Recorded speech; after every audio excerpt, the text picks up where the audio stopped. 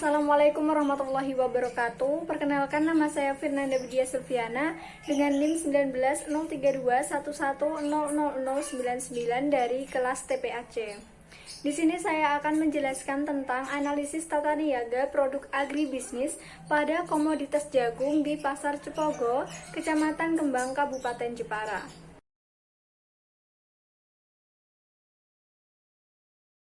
Jagung merupakan salah satu komoditas unggulan di Kabupaten Jepara. Sentra produksinya tersebar di beberapa kecamatan. Yang pertama ada Kecamatan Kembang, Kecamatan Donorejo, Nalumsari, Keling, dan juga Kecamatan Bangsri.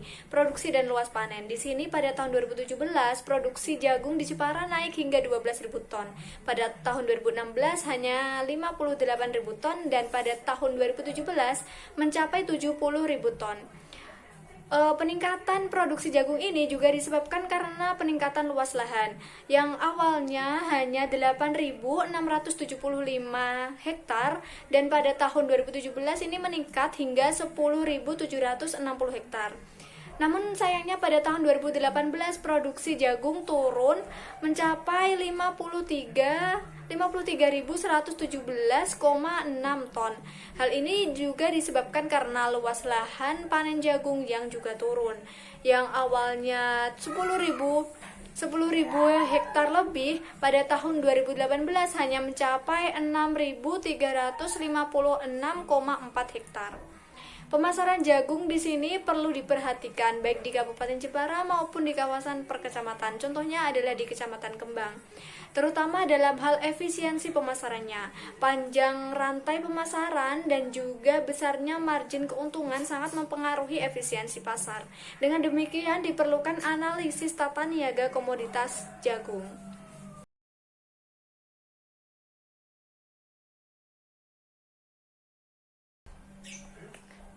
Selanjutnya adalah perbedaan antara tata niaga produk agribisnis dengan tata niaga produk non-agribisnis. Di sini, tata niaga produk agribisnis memiliki karakteristik tersendiri, yaitu lebih kompleks dan juga lebih mahal.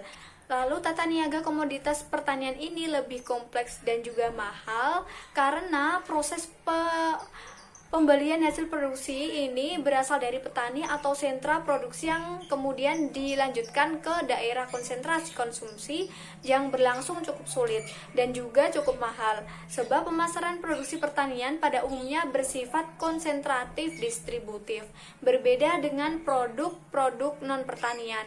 Pada produk non-pertanian, sifatnya itu adalah distributif, yang artinya produk pertanian produk dari produksi ini langsung disebar ke konsumennya. Misalnya barang diproduksi di suatu produsen, selanjutnya akan didistribusikan ke pedagang besar, lalu ke pedagang kecil, dan sampai pada ke konsumen. Sehingga dalam distribusi produk non pertanian ini dilakukan dengan lebih mudah dibandingkan dengan produk pertanian. Salah satu contoh studi kasusnya adalah PT Kusuma Mulia Tekstil Surakarta. Pada distribusi produknya dilakukan secara langsung kepada konsumen dengan rata-rata perolehan di saluran distribusi langsung perusahaan itu 16%, sedangkan perolehan saluran distribusi langsung perusahaan ekspedisi ini sebesar 24%. Saluran distribusi tersebut langsung dilakukan dari produsen ke konsumen. Jadi tidak ada proses konsentratif terlebih dahulu. Dan saluran distribusi yang paling efisien yang ada di PT Kusuma Mulia Tekstil Surakarta adalah saluran pertama. Dan berbeda dengan sifat distribusi dari komoditas pertanian. Di sini tata niaga produk pertanian bersifat konsentratif distributif. Hal tersebut terjadi karena produk pertanian tersebar di berbagai wilayah dengan volume yang cukup kecil. Maka untuk mendapatkan produk dengan volume yang besar harus dikumpulkan terlebih dahulu atau dikonsentrasikan terlebih dahulu. Sedangkan pada produk pertanian, produsen cenderung pasif melakukan promosi dibandingkan dengan tata niaga produk non pertanian. Contoh studi kasusnya adalah dalam pemasaran jagung di Kecamatan Lenteng, Kabupaten Sumeneb. Pemasaran jagung di sana dilakukan oleh lembaga pemasaran yaitu tengkulak, pengepul, dan pedagang besar. Pada wilayah Kecamatan Lenteng terdapat dua saluran. Yang pertama ada saluran dari petani, tengkulak, pedagang, pengepul, lalu ke konsumen. Dan saluran kedua ini dari petani, tengkulak, pedagang, pengumpul, pedagang besar, baru ke konsumen. Berdasarkan kegiatan yang tergambar pada studi kasus tersebut, maka dapat dilihat bahwa aktivitas tata niaga produk agribisnis ini berlangsung lebih rumit dibandingkan dengan tata niaga produk non agribisnis.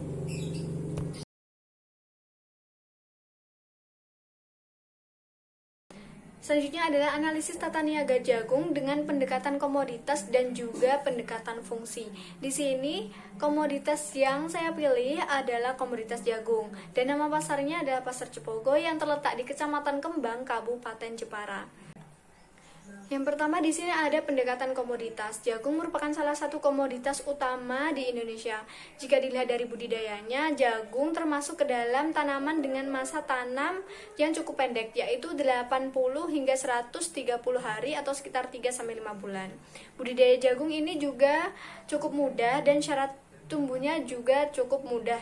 Karena jagung memiliki kemampuan beradaptasi yang cukup tinggi di lingkungannya. Dan juga jagung tidak membutuhkan air yang cukup banyak, sehingga tanaman jagung bisa dibudidayakan di dataran rendah maupun dataran tinggi.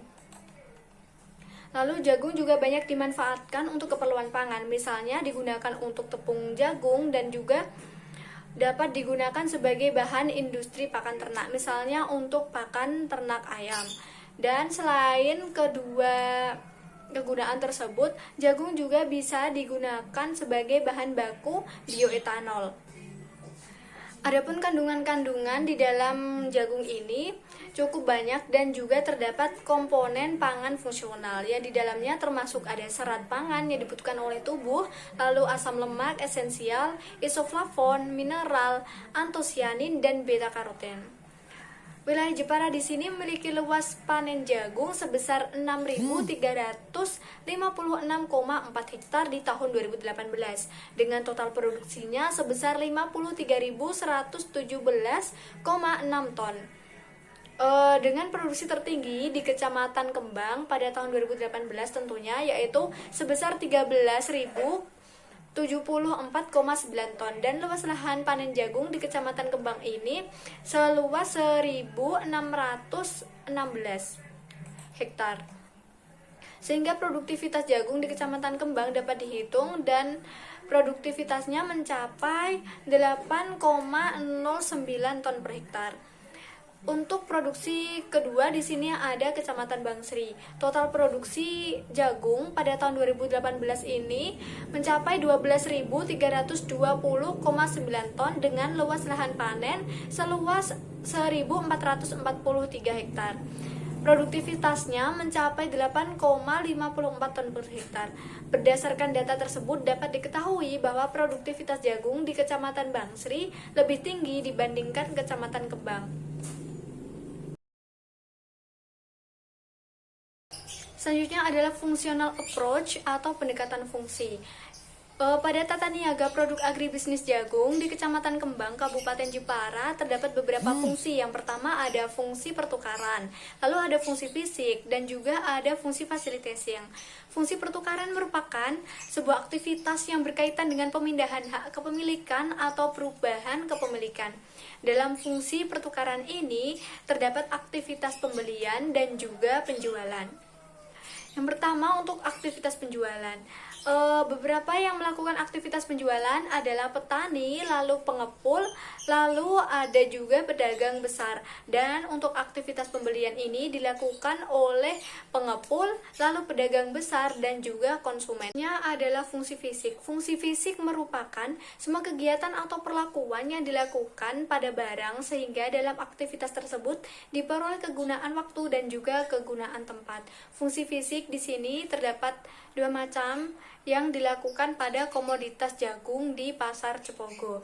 Yang pertama ada fungsi penyimpanan atau storage function, di mana komoditas jagung ini disimpan untuk mendapatkan harga sesuai yang diinginkan, atau terkadang juga dilakukan untuk menunggu jumlah jagung lebih banyak agar pengangkutannya dapat dilakukan secara sekaligus. Dan selanjutnya adalah fungsi transportasi, di mana fungsi transportasi ini ada beberapa tahap. Pada tahap pengempul terdapat pengangkutan dari petani menuju ke tempat pengumpulan jagung, dan yang kedua ada pengangkutan jagung menuju ke pabrik ataupun bisa juga menuju ke tempat pedagang besar. Dan untuk pengangkutan di pedagang besar di sini dilakukan dari gudang besar menuju ke pabrik.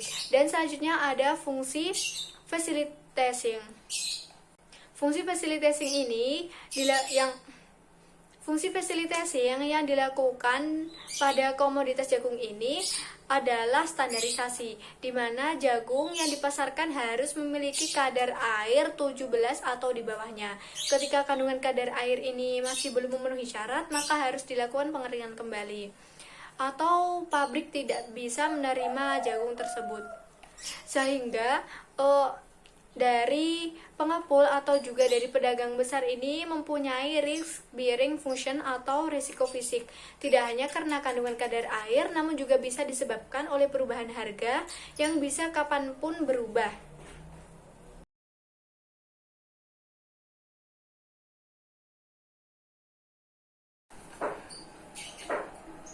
Baik, selanjutnya di sini ada analisis struktur pasar atau market structure. Perhitungannya di sini dilakukan menggunakan market share. Dengan nama pengumpul yang pertama ada Bapak Jumani dengan kapasitas pembelian 1000 kg dan konsentrasi rasio sebesar 0,571 dan market share sebesar 57,10%. Dan market share kumulatif sebesar 57,1. Dan nama pengumpul yang kedua ada Ibu Jumaroh dengan kapasitas pembelian 750 kg dan konsentrasi rasio atau KR sebesar 0,429 dan market share sebesar 42,90% dengan market share kumulatif 100. Market share di sini berada di kisaran 40% hingga 60%. Sehingga karakteristik dari pasar adalah oligopoli longgar, di mana di sini terdapat persaingan antara pengempul satu dengan pengumpul yang lainnya. Perubahan sedikit pun akan mempengaruhi keputusan konsumen, apakah akan memilih pengumpul A atau pengumpul B.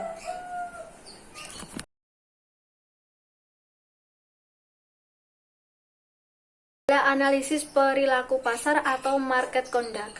Yang pertama ada lembaga. Di sini lembaga pemasaran yang ada di Pasar Cepogo, Kecamatan Ngembang ada dua. Yang pertama ada pedagang pengumpul, yang kedua ada pedagang besar. Pedagang pengumpul ini kegiatannya berisi pengumpulan jagung dari petani, dan pengumpulan ini dalam keadaan kering dan sudah pipilan. Namun kadang juga pengumpul melakukan pengambilan jagung dari petani dalam keadaan basah. Namun dalam keadaan basah di sini pengumpul harus melakukan pengeringan terlebih dahulu dan juga pengemasan. Sedangkan pada jagung yang sudah kering, pengumpul hanya mengambil jagung dari petani yang sudah dikemas dan selanjutnya akan ditimbang. Sedangkan pada lembaga pemasaran kedua yaitu pedagang besar, di mana kegiatannya ini berisi mengumpulkan jagung dari para pengumpul. Pengumpul akan mengumpulkan jagung yang telah didapatkan dari petani, kemudian diserahkan. Selanjutnya adalah saluran pemasaran, di mana di Pasar Cepogo memiliki dua saluran pemasaran. Yang pertama dari petani. Petani menjual jagungnya dan kemudian diambil oleh para pengumpul. Petani juga biasanya mengirimkan langsung hasil jagungnya ke pengumpul, atau bisa juga pengumpul yang mengambil langsung ke petani. Dan di sini selanjutnya jagung dilakukan penimbangan oleh pengumpul, dan setelah penimbangan terjadi transaksi antara pengumpul dan juga petani, di mana transaksi tersebut dipengaruhi oleh harga dari jagung dan juga jumlah kilogram jagung yang dijual oleh petani. Setelah dilakukan transaksi, kemudian jagung diangkut ke tempat pengumpulan. Biasanya jagung dikumpulkan di rumah para pengepul. Setelah dikumpulkan tersebut, dilakukan pendataan, dan kemudian apabila telah mencapai kapasitas yang diinginkan oleh pengepul, akan dilanjutkan ke distribusi atau pemasaran selanjutnya, di mana biasanya pengepul pada saluran satu ini menyalurkan hasil jagungnya kepada konsumen secara langsung, yaitu pada pabrik.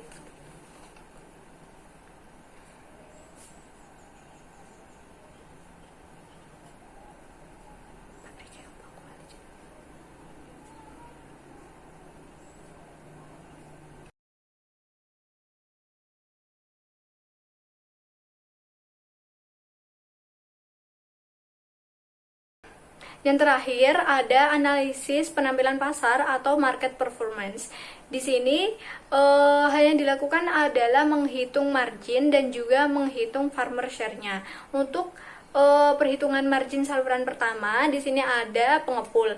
Harga beli rata-rata dari petani adalah sebesar 3.500 per kilogram. Sedangkan harga jual rata-rata ke pabrik yaitu sebesar 3.800 per kilogram, sehingga didapatkan total margin pada saluran pertama yaitu sebesar 300 rupiah per kilogram. Untuk perhitungan margin saluran kedua, yang pertama ada pengepul, di mana harga beli rata-rata dari petani yaitu sebesar 3.500 per kilogram, dengan harga jual rata-rata ke pedagang besar yaitu sebesar 3.800 per kilogram, sehingga didapatkan margin pertama yaitu sebesar 300 rupiah per kilogram. Lalu ada lembaga yang kedua yaitu pedagang besar. Harga beli rata-rata dari pengepul yaitu sebesar 3.800 per kilogram, dan juga harga jual ke pabrik rata-rata yaitu sebesar 4.000 per kilogram. Dengan demikian didapatkan besar margin kedua yaitu sebesar 200 rupiah per kilogram.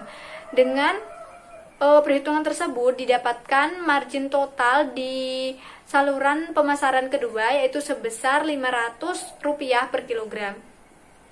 Untuk perhitungan farmer share-nya, di sini terdapat di saluran pertama harga petani atau PF ini sebesar 3.500 per kilogram, dan harga di tingkat konsumen atau PR ini sebesar 3.800 per kilogram, sehingga didapatkan farmer share pada saluran pertama sebesar 92%.